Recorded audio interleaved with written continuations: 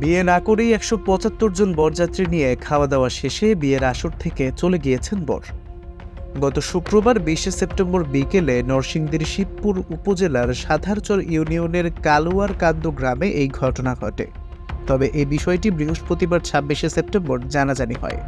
জানা গেছে, বিয়ের বর ছিলেন উপজেলার আইয়ুবপুর ইউনিয়নের ঘাসিরদিয়া গ্রামের আলতাফ হোসেন সরকারের ছেলে সাব্বির হোসেন সরকার। কনের মা সেলিমা বেগম জানান, গত এক সপ্তাহ আগে আলোচনা করে বিয়ের দিন তারিখ ঠিক হয়। সময় মতো বর তার আত্মীয় স্বজন সহ ১৭৫ জন বরযাত্রী নিয়ে আসেন। খাওয়া দাওয়া শেষে বিয়ের কাবিননামায় স্বাক্ষর করবে এমন সময়ে বরের বড় বোন সাবিনা ও ছোট বোন নিপা বলেন, কনের আগে বিয়ে হয়েছে এবং ২ বাচ্চা রয়েছে, এই বিয়ে হবে না। তিনি আরও জানান, বিয়ের কার্যক্রম শেষ না করেই আসর থেকে বরের লোকজন বরকে নিয়ে চলে যায়। কনের আগে বিয়ে হয়েছে এটা জানতো তারা, কিন্তু ২ বাচ্চা আছে বলে যে অভিযোগ দিয়েছে সেটি সম্পূর্ণ মিথ্যা কথা।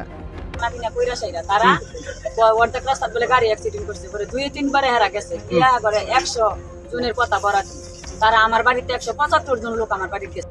এই বিয়ে উপলক্ষে খাওয়া দাওয়া ও ডেকোরেশন বাবদ ২.৫ লক্ষ টাকা খরচ হয়েছে। বরের বড় বোন সাবিনা বলেন, কনের আগে বিয়ে হয়েছে আর বাচ্চা আছে এটা আমরা আগে জানতাম না।